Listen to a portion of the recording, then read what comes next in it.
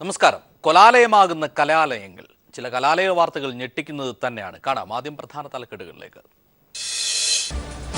പാമ്പാടി വനിതാ ഹോസ്റ്റലിന് പുറത്ത് നഗ്നതാ പ്രദർശനം നടത്തുന്ന ഷോമാൻ എന്ന മനോരോഗിയുടെ ചിത്രം പീപ്പിൾ TV പുറത്തുവിട്ടു. മറ്റകര ടോംസ് കോളേജ് ഓഫ് എഞ്ചിനീയറിംഗിൽ ഫീസ് അടയ്ക്കാൻ വൈകുന്ന പെൺകുട്ടികളോട് കോളേജ് ചെയർമാൻ അപമര്യാദയായി പെരുമാറുന്നതായി പരാതി.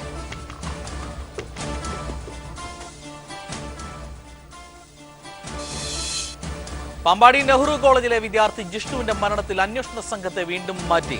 ജിഷ്ണു പ്രണോയിയുടെ ആത്മഹത്യാക്കുറിപ്പ് കണ്ടെടുത്തതായി ക്രൈംബ്രാഞ്ച്.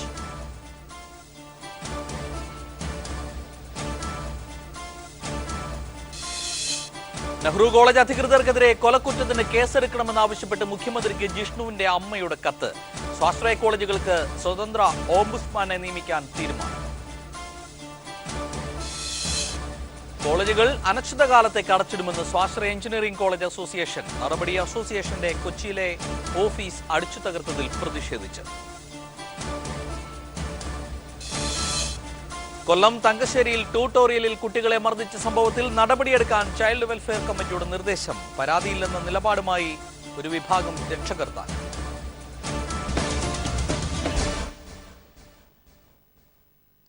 മകന് നീതി ലഭിക്കണം എന്നാവശ്യപ്പെട്ട് ജിഷ്ണുവിന്റെ അമ്മ മുഖ്യമന്ത്രിക്ക് കത്തയച്ചു. മകന്റേത് ആത്മഹത്യയല്ല, കൊലപാതകമെന്ന് ജിഷ്ണുവിന്റെ അമ്മ കോളേജ് അധികൃതർക്കെതിരെ കൊലക്കുറ്റത്തിന് കേസെടുക്കണമെന്നും കോളേജ് ഉടമയായ Krishnadas, PRO Samjith, OP Praveen, vice principal Sakthivel എന്നിവർക്കെതിരെ നടപടിയെടുക്കണമെന്നും കാട്ടിയാണ് മുഖ്യമന്ത്രിക്ക് ജിഷ്ണുവിന്റെ അമ്മ കത്തയച്ചിരിക്കുന്നത്. ഇനിയൊരു ജിഷ്ണു ഉണ്ടാവാൻ പാടില്ല. തന്റെ മകനെ കോളേജ് അധികൃതർ ആസൂത്രിതമായി കൊല ചെയ്യുകയായിരുന്നു. നേരിട്ട് കൊലപ്പെടുത്തിയില്ലെങ്കിലും ഗൂഢാലോചനയുടെ ഭാഗമായാണ് കൊല നടന്നിരിക്കുന്നത് എന്ന് അമ്മ മഹിജ പ്രധാനമന്ത്രിക്കും മുഖ്യമന്ത്രിക്കും എഴുതിയ കത്തിൽ പറയുന്നു. നെഹ്റു കോളേജ് ഉടമയും ചെയർമാനുമായ KP Krishnadas, PRO Samjith, vice principal Sakthivelu, അധ്യാപകൻ പ്രവീൺ എന്നിവർ ഗൂഢാലോചന നടത്തി ജിഷ്ണുവിനെ പീഡിപ്പിക്കുകയായിരുന്നു. ഇവർക്കെതിരെ കൊലക്കുറ്റത്തിന് കേസെടുക്കണമെന്നും മരണത്തിൽ സമഗ്ര അന്വേഷണം നടത്തണമെന്നും കത്തിൽ ആവശ്യപ്പെടുന്നുണ്ട്. ശാരീരികമായും മാനസികമായും സ്വാശ്രയ കോളേജുകൾ വിദ്യാർത്ഥികളെ പീഡിപ്പിക്കുന്നത് അവസാനിപ്പിക്കാനുള്ള നടപടി സ്വീകരിക്കണമെന്നും കത്തിൽ പറയുന്നു. News bureau, Kozhikode. നെഹ്റു കോളേജിൽ വിദ്യാർത്ഥികൾക്കെതിരായ മാനേജ്മെന്റ് ക്രൂരതകൾ തുടരുകയാണ്. ഇന്ന് വൈകുന്നേരം 5 മണിക്കകം ഹോസ്റ്റൽ ഒഴിയണമെന്ന് വിദ്യാർത്ഥിനികളോട് വാർഡന്റെ നിർദ്ദേശം. അതേസമയം നെഹ്റു കോളേജിലെ വനിതാ ഹോസ്റ്റലിന് സമീപത്ത് നഗ്നത പ്രദർശിപ്പിക്കുന്ന ഷോമാന്റെ ചിത്രം പുറത്തായി. നേരത്തെ വിദ്യാർത്ഥിനികൾ പലവട്ടം ഇക്കാര്യം അറിയിച്ചിട്ടും അധികൃതർ അവഗണിക്കുകയായിരുന്നു. പാമ്പാടി നെഹ്റു വനിതാ ഹോസ്റ്റലിൽ എത്താറുള്ള ഷോമാന്റെ ചിത്രങ്ങളാണിത്. ഹോസ്റ്റലിന് പുറത്ത് കാടിനോട് ചേർന്ന ഭാഗത്ത് നഗ്നനായി നിൽക്കുന്ന ഒരു പുരുഷന്റെ ചിത്രം. 2-3 തവണ ഹോസ്റ്റലിനുള്ളിൽ ഒറ്റയ്ക്കും ഒന്നിൽ കൂടുതൽ പേരും ഈ രീതിയിൽ പ്രത്യക്ഷപ്പെടാറുണ്ടെന്നാണ് കുട്ടികൾ ആരോപിക്കുന്നത്. എന്നാൽ ഇത്തരത്തിലെത്താറുള്ള നഗ്നസംഘത്തെക്കുറിച്ച് വാർഡനോട് പരാതിപ്പെട്ടപ്പോൾ സാരമില്ലെന്നും കല്യാണം കഴിഞ്ഞാൽ നിങ്ങളും കാണേണ്ട കാഴ്ച തന്നെയാണ് എന്നുമുള്ള നിലവാരമില്ലാത്ത പ്രതികരണമാണ് കുട്ടികളോട് പറഞ്ഞത്. തുടർന്നാണ് പെൺകുട്ടികൾ മാനേജ്മെന്റിനെ സമീപിച്ചത്. എന്നാൽ പെൺകുട്ടികൾ വിളിച്ചു വരുത്തിയ പുരുഷന്മാരായിരിക്കും ഇതെന്നും എന്തിനാണ് നിങ്ങൾ ജനലുകൾ തുറന്നിടുന്നത് എന്നുമായിരുന്നു മാനേജ്മെന്റിന്റെ പ്രതികരണം. ഇത് കണ്ട ഉടനെ തന്നെ ഞങ്ങൾ രാത്രി ആയതുകൊണ്ടും റൂമിൽ ഞങ്ങൾ ഗേൾസ് മാത്രം ഒറ്റയ്ക്ക് ഇരിക്കുന്ന ഒരു ഇതാണല്ലോ, അതുകൊണ്ടും പേടിച്ച് ഓടുകയായിരുന്നു, നിലവിളിച്ച് ഓടുന്ന ഒരു ഇതാണ് അന്ന് രാത്രി അവിടെ ഉണ്ടായത്. അപ്പോ ഇത് ഞങ്ങള് വാർഡനോട് പറഞ്ഞ സമയത്ത് വാർഡൻ അതിലജ്ജാവഹമായ ഒരു വാചകമാണ് ഞങ്ങളുടെ അടുത്ത് പറഞ്ഞത്. മുഖത്ത് നോക്കി പറഞ്ഞ ഒരു വാചകം എന്താന്ന് വെച്ച് കഴിഞ്ഞാൽ, കല്യാണം കഴിഞ്ഞാൽ നിങ്ങൾ ഇത് കാണേണ്ടതല്ലേ എന്ന അതിലജ്ജാവഹമായ ഒരു വാചകമാണ് ആ സ്ത്രീ ഞങ്ങളുടെ അടുത്ത് പറഞ്ഞത്. ഇത്തരം തെണ്ടിത്തരങ്ങൾ കാണിക്കുന്നവരെ പിടിക്കാത്ത മാനേജ്മെന്റാണ് കോപ്പിയടിച്ചെന്ന പേരിൽ വിദ്യാർത്ഥിക്കെതിരെ നടപടിയെടുക്കുന്നതെന്നും വിദ്യാർത്ഥിനികൾ ആരോപിക്കുന്നു. പെൺകുട്ടികളുടെ മുറിക്കുള്ളിൽ എന്താണ് നടക്കുന്നതെന്നറിയാൻ ഓരോ വാതിലുകളിലും സീ ഹോളുകളുണ്ടെന്നും വിദ്യാർത്ഥിനികൾ പറയുന്നു. ചില ദിവസങ്ങളിൽ ഈ ഹോളുകളിലൂടെ നോക്കുന്ന ആളുകൾ ആരാണെന്ന് പോലും തങ്ങൾക്കറിയില്ലെന്നും വിദ്യാർത്ഥിനികൾ പറഞ്ഞു. വനിതാ വാർഡന്മാർ തന്നെയാണോ അതോ പുരുഷന്മാർ എത്താറുണ്ടോ എന്നും തങ്ങൾക്ക് സംശയമുണ്ടെന്നും അവർ ആരോപിക്കുന്നു. News desk, people TV.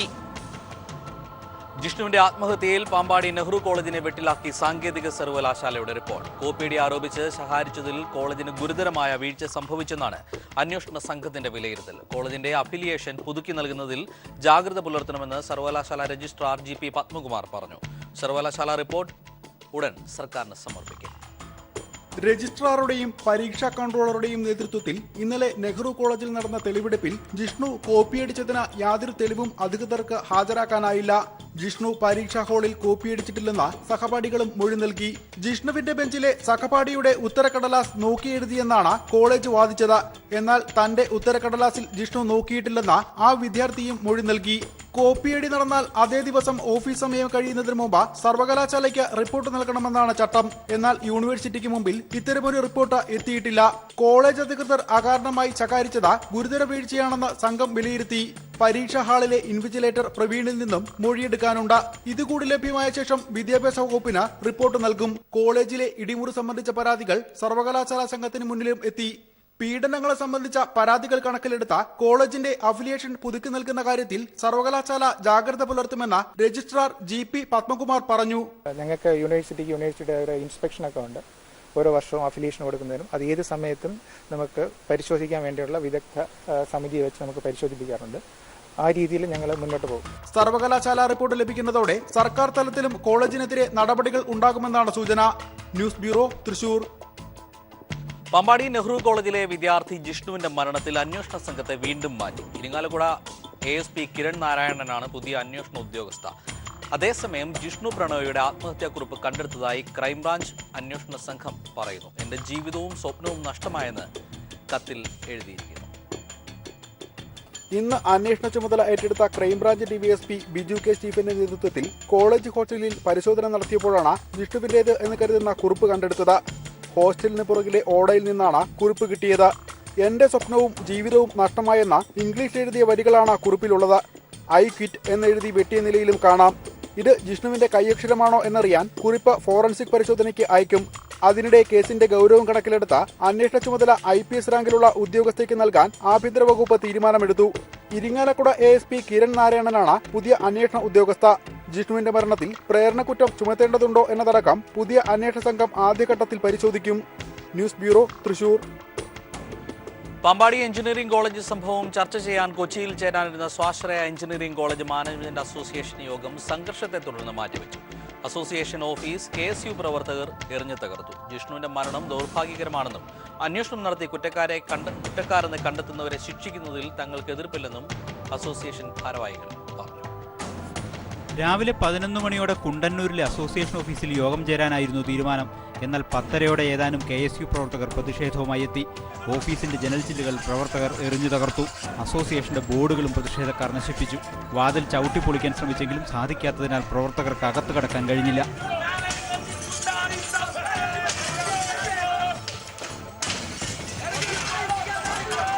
Management association യോഗം പോലീസിനെ മുൻകൂട്ടി അറിയിക്കാതിരുന്നതിനാൽ സുരക്ഷ ഒരുക്കിയിരുന്നില്ല. പിന്നീട് പോലീസ് എത്തി KSU പ്രവർത്തകരെ അറസ്റ്റ് ചെയ്ത് നീക്കി. അരമണിക്കൂറോളം സംഘർഷം നിലനിന്നു. പിന്നീട് മാധ്യമങ്ങളെ കണ്ട മാനേജ്മെന്റ് അസോസിയേഷൻ പ്രതിനിധികൾ അക്രമത്തെ അപലപിച്ചു. പാമ്പാടി നെഹ്റു കോളേജിലെ ജിഷ്ണുവിന്റെ മരണവുമായി ബന്ധപ്പെട്ട സംഭവവികാസങ്ങൾ ചർച്ച ചെയ്യുന്നതിനായിരുന്നു യോഗം തീരുമാനിച്ചത്. വിദ്യാർത്ഥിയുടെ മരണം ദൗർഭാഗ്യകരമാണെന്നും അന്വേഷണം നടത്തുന്നതിനെ തങ്ങൾ സ്വാഗതം ചെയ്യുന്നുവെന്നും association president doctor jury Mathai പറഞ്ഞു. സൂയിസൈഡിലേക്ക് നയിച്ച കാര്യം ദൗർഭാഗ്യകരമാണ്. അതിന് വ്യവസ്ഥാപിതമായ അന്വേഷണം നടത്താൻ ഇവിടെ സംവിധാനമുണ്ട്. അന്വേഷണം നടത്തിയിട്ട് കുറ്റക്കാരാണെങ്കിൽ അവരെ ശിക്ഷിക്കണം. ഒരു സംശയവുമില്ല. ഞങ്ങളതിന് കൂട്ടില്ല. കുറ്റം ചെയ്തിട്ടുണ്ടെങ്കിൽ അവരെ ശിക്ഷിക്കണം. സംഘർഷത്തെ തുടർന്ന് യോഗം മറ്റൊരു ദിവസത്തേക്ക് മാറ്റിവെച്ചു. News bureau, Kochi. Mattakkara Toms college of എഞ്ചിനീയറിംഗിൽ വിദ്യാർത്ഥിനികൾക്ക് പീഡനം. കോട്ടയം ജില്ലയിലെ Mattakkara Toms college of engineering വിദ്യാർത്ഥികൾക്ക് പീഡനം. ഫീസ് അടയ്ക്കാൻ വൈകുന്ന പെൺകുട്ടികളോട് കോളേജ് ചെയർമാൻ രാത്രി ഹോസ്റ്റലിലെത്തി അപമര്യാദയായി പെരുമാറുന്നതായാണ് പരാതി. ശാരീരികവും മാനസികവുമായി വിദ്യാർത്ഥികളെ പീഡിപ്പിക്കുന്നുണ്ടെന്നും രക്ഷിതാക്കളുടെ ഞെട്ടിക്കുന്ന വെളിപ്പെടുത്തൽ. യോഗ്യതയില്ലാത്ത അധ്യാപകർ, മേധാവികളില്ലാത്ത പഠനവകുപ്പ്, പ്രിൻസിപ്പലും PTA-യും വിദ്യാർത്ഥി പ്രശ്നപരിഹാര സെല്ലും നിശ്ചലമായ മറ്റക്കര ടോംസ് കോളേജ് ഓഫ് എഞ്ചിനീയറിംഗിൽ നിന്ന് ഞെട്ടിക്കുന്ന വിവരങ്ങളാണ് പുറത്തുവരുന്നത്. കോളേജ് ഉടമയും ചെയർമാനുമായ ടോം T. ജോസഫും അധ്യാപകരും ജീവനക്കാരും ചേർന്നാണ് വിദ്യാർത്ഥികളെ ശാരീരികവും മാനസികവുമായും പീഡിപ്പിക്കുന്നത്. വാർഡനോ കാവൽക്കാരോ ഇല്ലാത്ത പെൺകുട്ടികളുടെ ഹോസ്റ്റലിൽ രാത്രിയിൽ പോലും ചെയർമാൻ കടന്നു ചെല്ലുകയും അപമര്യാദയായും ലൈംഗിക ചുവയോടെയും സംസാരിക്കാറുമുണ്ടെന്നുമുള്ള പരാതിയുമായി രക്ഷിതാക്കളാണ് രംഗത്തെത്തിയത്. ഡിസംബർ മാസം 2-ാം തീയതി ഉൾപ്പെടെ 2.5 മാസത്തോളമായി ഈ മറ്റക്കര ഈ ടോംസ് കോളേജിലെ വിദ്യാർത്ഥികൾക്ക് അവധി കൊടുത്തു. ഹോസ്റ്റലിലെ സ്ഥിതി എന്ന് പറയുന്നത് ഇവിടെ സനീഷ് എന്നും കിരൺ എന്നും പറഞ്ഞ രണ്ട് ഗുണ്ടകളായിട്ടുള്ള അധ്യാപകർ അവിടെ പീഡിപ്പിക്കുകയാണ് കുട്ടികളെ. ഞരമ്പ് രോഗിയായിട്ടുള്ള ഈ ചെയർമാൻ ഇദ്ദേഹം പലതവണയും ഈ രാത്രി 9 മണിക്കും 10 മണിക്കും ഒക്കെ ഹോസ്റ്റലിൽ ചെന്ന് പെൺകുട്ടികളോട്, സാധാരണ പെൺകുട്ടികളെ സംബന്ധിച്ചോളം എന്ന് പറഞ്ഞാൽ അവർ രാത്രി ഇട്ടേക്കുന്ന ഡ്രസ്സ് അത് ചിലപ്പോൾ നൈറ്റ് ഡ്രസ്സാണ് ഇട്ടിട്ടുള്ളത്.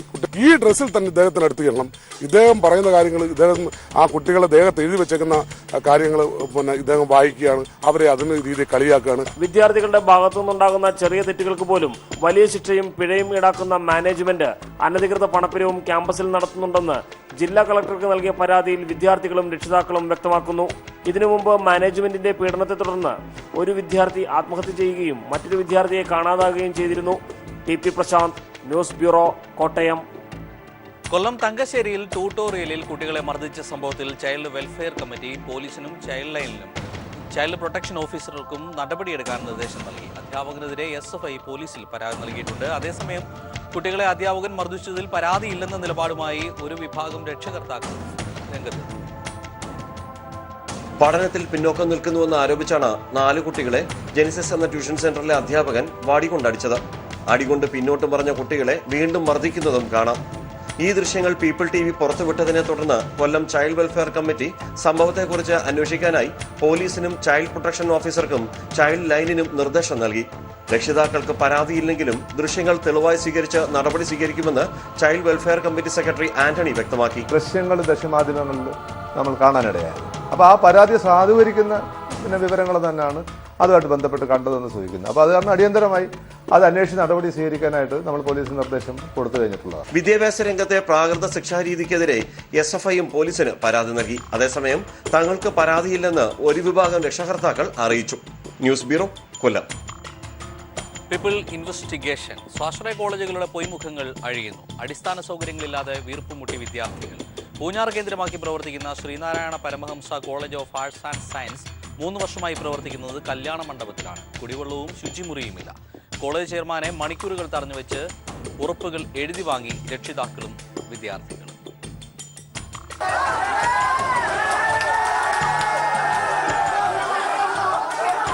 അടിസ്ഥാന സൗകര്യങ്ങളില്ലാത്തതിന്റെ പേരിൽ സർവകലാശാല അഫിലിയേഷൻ നഷ്ടമായതിനു പിന്നാലെ ആശങ്കയിലായ വിദ്യാർത്ഥികളും രക്ഷിതാക്കളും ചേർന്ന് കോളേജ് ട്രസ്റ്റിന്റെ ചെയർമാൻ അഡ്വക്കേറ്റ് KM സന്തോഷ് കുമാറിനെ 8 മണിക്കൂറോളം ക്യാമ്പസിൽ തടഞ്ഞുവെച്ചു.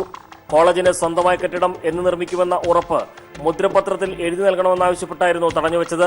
കമ്പ്യൂട്ടർ ലാബ് സൗകര്യത്തിന് പുറമെ കുടിവെള്ളവും ശുചിമുറി അടക്കമുള്ള അടിസ്ഥാന സൗകര്യങ്ങൾ ഇവിടില്ല.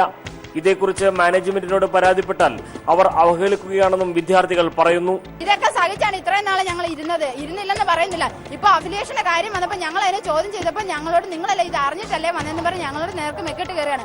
പക്ഷെ ഇത് അറിഞ്ഞിരുന്നു. പക്ഷെ ഇവരൊരു വാഗ്ദാനം തന്നിരുന്നു വന്നപ്പോഴേ ഇതെല്ലാം ശരിയാക്കി തരുമെന്നും ഇത്ര ഡേറ്റിനുള്ളിൽ വരുമെന്നു. രണ്ടാമത് അഫിലിയേഷൻ പോയപ്പോഴാണ് ഞങ്ങൾ ഈ രീതിയിൽ ചോദ്യം ചെയ്യാൻ തുടങ്ങിയത്. വിദ്യാർത്ഥികളുടെ അഡ്മിഷൻ സമയത്ത് കെട്ടിട നിർമ്മാണത്തിന് വൻതുക മാനേജ്മെന്റ് പിരിച്ചെടുത്തിരുന്നു. SN ട്രസ്റ്റിന്റെ കീഴിലുള്ള കോളേജ് എന്ന് പ്രചരണം നടത്തിയ പണപ്പിരിവും വിദ്യാർത്ഥി പ്രവേശനവും നടത്തിയത്.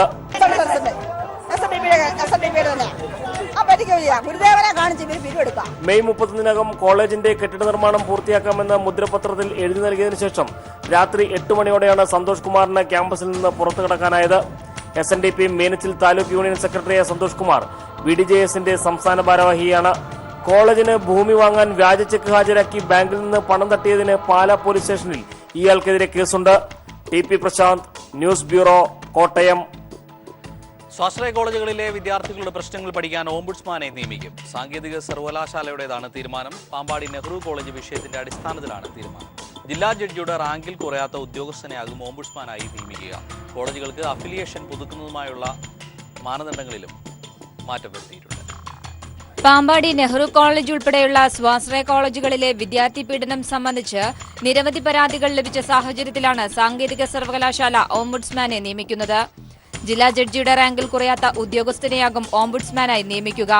വിദ്യാർത്ഥികളുടെ പരാതികളും നിർദ്ദേശങ്ങളും വിദഗ്ധ സമിതി പരിശോധിക്കും. സംസ്ഥാനത്തെ 155 എഞ്ചിനീയറിംഗ് കോളേജുകളിലും സാങ്കേതിക സർവകലാശാല അധികൃതരുടെ മേൽനോട്ടത്തിലുള്ള സമിതി പരിശോധന നടത്തും. തുടർന്ന് ഓരോ കോളേജുകളെക്കുറിച്ചും സമിതി പ്രത്യേകം റിപ്പോർട്ട് തയ്യാറാക്കും. റിപ്പോർട്ടിന്റെ അടിസ്ഥാനത്തിലാകും അതാത് കോളേജിന്റെ അഫിലിയേഷൻ സർവകലാശാല പുതുക്കി നൽകുക. പാമ്പാടി എഞ്ചിനീയറിംഗ് കോളേജിലെ വിദ്യാർത്ഥി ജിഷ്ണു ആത്മഹത്യ ചെയ്ത സംഭവം നേരത്തെ വൻ വിവാദമായിരുന്നു. ജിഷ്ണുവിന്റെ മരണത്തിന് പുറമെ കോളേജ് അധികൃതർ ഇവിടെയുള്ള വിദ്യാർത്ഥികളെ വിവിധ തരത്തിൽ ദ്രോഹിക്കുന്നു എന്ന തരത്തിലും വാർത്തകൾ പുറത്തുവന്നു.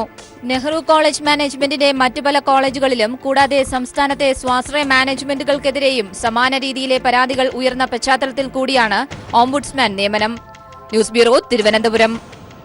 സ്വാശ്രയ സ്ഥാപനങ്ങൾക്ക് നേരെ നടത്തുന്ന അക്രമങ്ങൾ അവസാനിപ്പിക്കണമെന്നാവശ്യപ്പെട്ട് മാനേജ്മെന്റുകൾ പ്രക്ഷോഭത്തിലേക്ക്. സംസ്ഥാനത്തെ 120 സ്വാശ്രയ എഞ്ചിനീയറിംഗ് കോളേജുകളും 85 MBA MCA കോളേജുകളും നാളെ അടച്ചിടും. പ്രശ്നം പരിഹരിച്ചില്ലെങ്കിൽ അനിശ്ചിതകാല സമരം ആരംഭിക്കുമെന്നും ഭാരവാഹികൾ പറഞ്ഞു. രാവിലെ അസോസിയേഷൻ ഓഫീസിലേക്ക് KSU പ്രവർത്തകർ നടത്തിയ മാർച്ച് അക്രമത്തിൽ കലാശിച്ചു. കൊച്ചിയിൽ ചേർന്ന സ്വാശ്രയ എഞ്ചിനീയറിംഗ് കോളേജ് മാനേജ്മെന്റ് അസോസിയേഷന്റെ എക്സിക്യൂട്ടീവ് കമ്മിറ്റിയുടേതാണ് തീരുമാനം. KSU പ്രവർത്തകർ അസോസിയേഷൻ ഓഫീസ് അടിച്ചു തകർത്തതിൽ പ്രതിഷേധിച്ചാണ് ഒരു ദിവസത്തേക്ക് സ്വാശ്രയ എഞ്ചിനീയറിംഗ് കോളേജുകൾ അടച്ചിടുന്നത്. 120 എഞ്ചിനീയറിംഗ് കോളേജുകളും 85 MBA MCA കോളേജുകളും അടഞ്ഞുകിടക്കും. സ്വാശ്രയ സ്ഥാപനങ്ങൾക്ക് നേരെ നടക്കുന്ന അക്രമങ്ങൾ അവസാനിപ്പിച്ചില്ലെങ്കിൽ സമരം ശക്തമാക്കുമെന്ന് association president doctor jury Mathai പറഞ്ഞു. ഭാവി പരിപാടികൾ തീരുമാനിക്കാൻ അസോസിയേഷൻ എക്സിക്യൂട്ടീവും ജനറൽ ബോഡി യോഗവും ശനിയാഴ്ച കൊച്ചിയിൽ ചേരും. ഇതിങ്ങനെ മുന്നോട്ട് പോവുകയാണ് എങ്കിൽ അനിശ്ചിതകാലമായിട്ട് കോളേജുകൾ അടച്ചിടുകയല്ലാതെ മറ്റു മാർഗം ഞങ്ങളുടെ മുമ്പിലില്ല. പാമ്പാടി നെഹ്റു കോളേജിനെതിരെ ഉയർന്ന ആരോപണങ്ങൾ അസോസിയേഷന്റെ എത്തിക്സ് കമ്മിറ്റി അന്വേഷിക്കും. സർക്കാർ നടത്തുന്ന എല്ലാ അന്വേഷണങ്ങളോടും സഹകരിക്കുമെന്നും ഭാരവാഹികൾ അറിയിച്ചു. രാവിലെ അസോസിയേഷൻ ഓഫീസിന് മുന്നിൽ നടന്ന KSU പ്രതിഷേധം അക്രമത്തിലേക്ക് നീങ്ങിയിരുന്നു.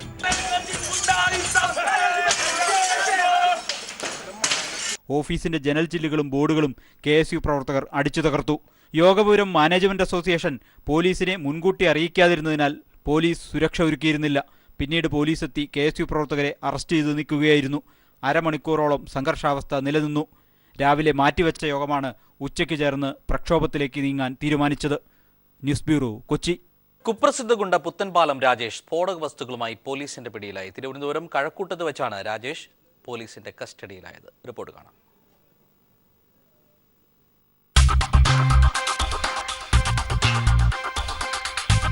ഗുണ്ട ആക്ട് പ്രകാരം കരുതൽ തടങ്കലിലായിരുന്ന പുത്തൻപാലം രാജേഷ് ഒരു മാസം മുമ്പാണ് പുറത്തിറങ്ങിയത്.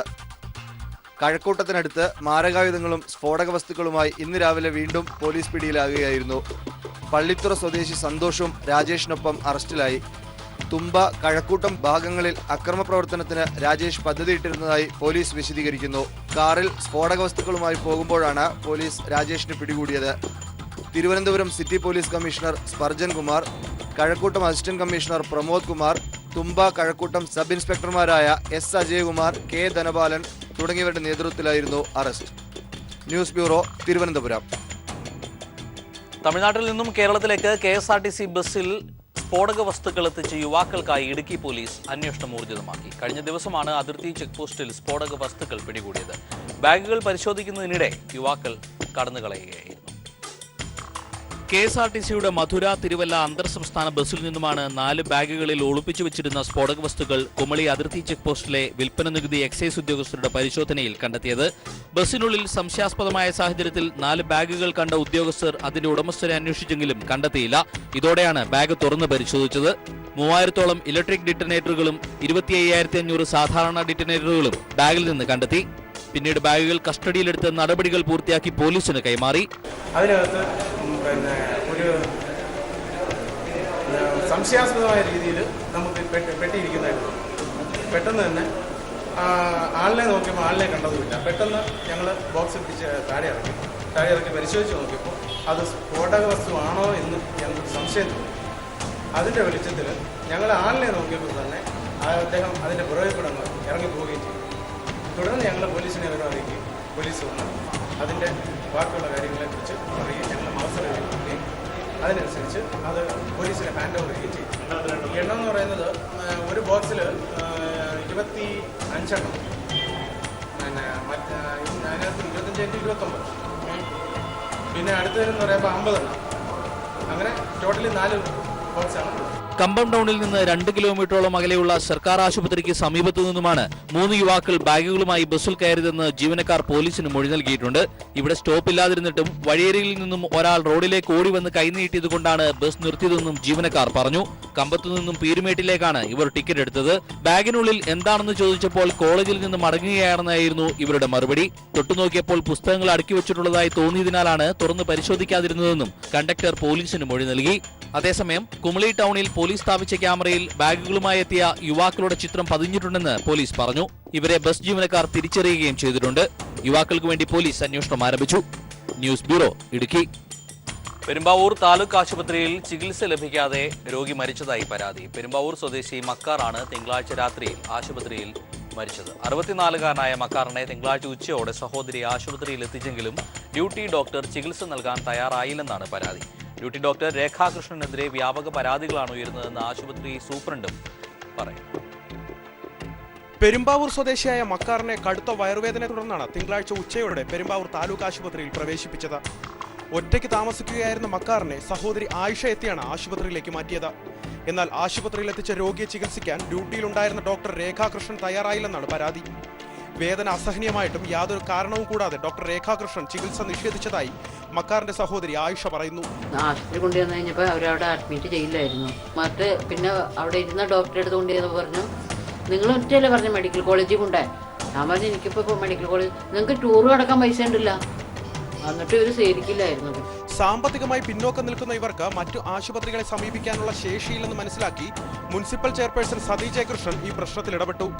തുടർന്ന് ആശുപത്രി സൂപ്രണ്ടിന്റെ ശ്രദ്ധയിൽപ്പെടുത്തിയതിനു ശേഷമാണ് രോഗിയെ ആശുപത്രിയിൽ അഡ്മിറ്റ് ചെയ്തത്. എന്നാൽ അപ്പോഴും രോഗിയെ ചികിത്സിക്കാൻ ഡ്യൂട്ടി ഡോക്ടർ തയ്യാറായില്ലെന്നും പകരം ഒരു ഫിസീഷ്യനാണ് ചികിത്സ നൽകിയതെന്നും ഇവർ പറയുന്നു. കൃത്യസമയത്ത് ചികിത്സ ലഭിക്കാതെ രാത്രി 10 മണിയോടെ മക്കാർ ആശുപത്രിയിൽ മരണപ്പെട്ടു. ഡ്യൂട്ടി ഡോക്ടർ രേഖാകൃഷ്ണനെതിരെ വ്യാപക പരാതികളാണ് ഉയർന്നു വരുന്നതെന്ന് ആശുപത്രി സൂപ്രണ്ടും പറയുന്നു. ആ സംഭവത്തിന്റെ പശ്ചാത്തലത്തിലും പിന്നെ അതുകൂടാതെ പലപ്പോഴും മിക്ക ദിവസങ്ങളിലും പല പേഷ്യൻസിനും ഡോക്ടറിൽ നിന്ന് സുഖകരമല്ലാത്ത വളരെ വിഷമവും തരത്തിലുള്ള അനുഭവങ്ങളും ബുദ്ധിമുട്ടുകളും നേരിട്ടിട്ടുണ്ട്. ചികിത്സ തേടിയെത്തിയ അവസ്ഥകളിൽ ഇതൊക്കെ സംബന്ധിച്ച് പരാതികൾ ബോധിപ്പിച്ചിട്ടുണ്ട്. രേഖാകൃഷ്ണനെതിരെ വകുപ്പുതല നടപടിക്ക് ശുപാർശ ചെയ്തതായും സൂപ്രണ്ട് വ്യക്തമാക്കി. News bureau, Kochi. People exclusive. കോടതി ഉത്തരവും വിജിലൻസിന്റെ നിർദ്ദേശവും മറികടന്ന് തിരുവിതാംകൂർ ദേവസ്വം ബോർഡിലെ ഉദ്യോഗസ്ഥന് സ്ഥാനക്കയറ്റം നൽകി. സാമ്പത്തിക അപകടത്തിന് ദേവസ്വം വിജിലൻസ് നടപടിക്ക് ശുപാർശ ചെയ്ത ഉദ്യോഗസ്ഥനെ ദേവസ്വം ബോർഡിൽ അക്കൗണ്ടൻസ് ഓഫീസറാക്കിയാണ് സ്ഥാനക്കയറ്റം നൽകിയത്. വിജിലൻസിന്റെ നടപടി ശുപാർശ പൂഴ്ത്തിവെച്ചാണ് ദേവസ്വം ബോർഡ് അധികൃതർ ഇയാളെ വീണ്ടും നിയമിച്ചത്. 2014 മെയ് 13 മുതൽ ജൂലൈ 10 വരെ ശ്രീകണ്ഠേശ്വരം ക്ഷേത്രത്തിൽ അഡ്മിനിസ്ട്രേറ്റീവ് ഓഫീസർ അഭാരം വന്ന സാധനങ്ങൾ ലേലം ചെയ്യാതെ അപഹരിച്ചതായി വിജിലൻസ് കണ്ടെത്തിയ ഉദ്യോഗസ്ഥനെയാണ് ദേവസ്വം ബോർഡിൽ അക്കൗണ്ട്സ് ഓഫീസറാക്കി ഉയർത്തിയത്. ഉദ്യോഗസ്ഥനെതിരെ നടപടി ആവശ്യപ്പെട്ട SC 147/2014/TDB വിജിലൻസ് നമ്പറിൽ ജൂലൈ 22-ന് റിപ്പോർട്ട് നൽകുകയും ചെയ്തു. ഇതിനു പുറമെ ഉള്ളൂരിൽ അസിസ്റ്റന്റ് കമ്മീഷണറായിരിക്കെ ശാന്തിക്കാരുടെ സ്ഥലമാറ്റത്തിൽ ഏജന്റുമാർ മുഖാന്തരം പണപ്പിരിവ് നടത്തിയ സംഭവത്തിലും വിജിലൻസ് അന്വേഷിച്ച് PTM/57/12 TDB വിജിലൻസ് എന്ന നമ്പറിൽ 2013 ജൂൺ 20-ന് ഇതേ ഉദ്യോഗസ്ഥനെതിരെ റിപ്പോർട്ട് നൽകിയിട്ടുണ്ട്. 2012-ൽ പിരപ്പങ്കോട് ദേവസ്വത്തിൽ ഇന്റേണൽ ഓഡിറ്റ് വിഭാഗം നടത്തിയ പരിശോധനയിലും കാണിക്കവഞ്ചിയിലെ പണത്തിൽ ക്രമക്കേട് നടത്തിയതായും ഇയാൾക്കെതിരെ അന്നത്തെ ഓഡിറ്റ് ഓഫീസർ പാർവതി റിപ്പോർട്ട് നൽകിയിരുന്നു. 2 വർഷം മുമ്പ് ശബരിമലയിലെ മഹാകാണിക്കയിൽ നിന്നും 20 ലക്ഷം രൂപ മോഷണം പോയ സംഭവത്തിൽ ഇയാൾ നടപടിക്ക് വിധേയനാവുകയും ചെയ്തിരുന്നു. തുടർന്ന് കോടതിയെ സമീപിച്ച ഇയാളെ ധനപരമായ ഒരു ചുമതലയും ഏൽപ്പിക്കരുതെന്ന് പറഞ്ഞാണ് സർവീസിൽ തിരിച്ചെടുക്കാൻ കോടതി ഉത്തരവിട്ടത്. ഉള്ളൂർ അസിസ്റ്റന്റ് കമ്മീഷണറായിരിക്കെ ചട്ടം ലംഘിച്ച 2 ഔദ്യോഗിക സീൽ ഉണ്ടാക്കിയെന്ന പരാതിയിലും പുനലൂരിൽ നിന്ന് വിരമിച്ച ഒരു ക്ഷേത്ര ജീവനക്കാരന് കൂടുതൽ തുക എഴുതി കൊടുത്തുവെന്ന ആക്ഷേപത്തിലും അന്വേഷണം നേരിടുകയാണ് ഇയാൾ. ചില കോൺഗ്രസ് നേതാക്കളുടെ സ്വാധീനത്താൽ റിപ്പോർട്ടുകൾ പൂഴ്ത്തിവെക്കുകയായിരുന്നു. സാമ്പത്തിക ക്രമക്കേടുമായി ബന്ധപ്പെട്ട ഇത്രയേറെ ഗുരുതര ആരോപണം നേരിടുന്ന വ്യക്തിയെ ബോർഡിന്റെ സാമ്പത്തിക കാര്യങ്ങൾ കൈകാര്യം ചെയ്യാനുള്ള ചുമതല നൽകിയത് ഏറെ ഗൗരവത്തോടെയാണ് വിജിലൻസ് കാണുന്നത്. ഇതിനു പുറമെ ആരോപണ വിധേയരായ നിരവധി പേരെയും പ്രധാന തസ്തികകളിൽ ബോർഡിലെ ചിലർ മുൻകൈയെടുത്ത് നിയമിച്ചിട്ടുണ്ട്. വിജേഷ് നടുവിൽ, സന്നിധാനം. മത്സ്യഫെഡിൽ ഗുരുതരമായ ക്രമക്കേടുകളും അഴിമതിയും നടക്കുന്നതായി റിപ്പോർട്ട്. ഫിഷറീസ് ജോയിന്റ് ഡയറക്ടർ നടത്തിയ അന്വേഷണത്തിലാണ് വൻ ക്രമക്കേടുകളും പാഴ്ചെലവുകളും കണ്ടെത്തിയത്. കോൺഗ്രസ് നേതാവ് വി ദിനകരന്റെ നേതൃത്വത്തിലുള്ള മത്സ്യഫെഡ് ഭരണസമിതി ആകെ പ്രതിക്കൂട്ടിലാകുന്നതാണ് അന്വേഷണ റിപ്പോർട്ട്. റിപ്പോർട്ടിന്റെ പകർപ്പ് പീപ്പിൾ ടിവിക്ക് ലഭ്യമായി. വാർത്തയുമായി ഇന്നത്തെ ക്രൈംബ്രാഞ്ച് സമാപിക്കുന്നു. നമസ്കാരം. സംസ്ഥാനത്തെ മത്സ്യത്തൊഴിലാളികളുടെ ഉന്നമനത്തിനായി തുടങ്ങിയ കേരള സംസ്ഥാന മത്സ്യവികസന ഫെഡറേഷൻ അഥവാ മത്സ്യഫെഡ് ക്രമക്കേടുകളുടെ കൂത്തരങ്ങാണെന്നാണ് ഫിഷറീസ് ജോയിന്റ് ഡയറക്ടർ നടത്തിയ അന്വേഷണത്തിൽ വ്യക്തമാവുന്നത്. 2012 മുതൽ കോൺഗ്രസ് നേതാവ് വി ദിനകരൻ ചെയർമാനായുള്ള മത്സ്യഫെഡ് ഭരണസമിതിയെ പ്രതിക്കൂട്ടിലാക്കുന്നതാണ് അന്വേഷണ റിപ്പോർട്ട്. സാമ്പത്തിക ക്രമക്കേടുകൾ, അഴിമതി, ധനദുർവിനിയോഗം, അനധികൃത നിയമനം, കെടുകാര്യസ്ഥത, സർക്കാർ നിർദ്ദേശങ്ങൾക്ക് വിരുദ്ധമായി പ്രവർത്തിക്കൽ, ഉത്തരവാദിത്വ ലംഘനം തുടങ്ങിയവയാണ് മത്സ്യഫെഡിൽ നടക്കുന്നതെന്ന് റിപ്പോർട്ടിൽ വിശദീകരിക്കുന്നു. PSCO എംപ്ലോയ്മെന്റ് എക്സ്ചേഞ്ചോ വഴി മാത്രമേ നിയമനങ്ങൾ നടത്താവൂ എന്ന വ്യവസ്ഥ ലംഘിച്ച് നിലവിലെ ചെയർമാന്റെ കാലത്ത് 148 പേരെ കരാർ വ്യവസ്ഥയിലും 98 പേരെ ദിവസവേതനത്തിനും നിയമിച്ചു.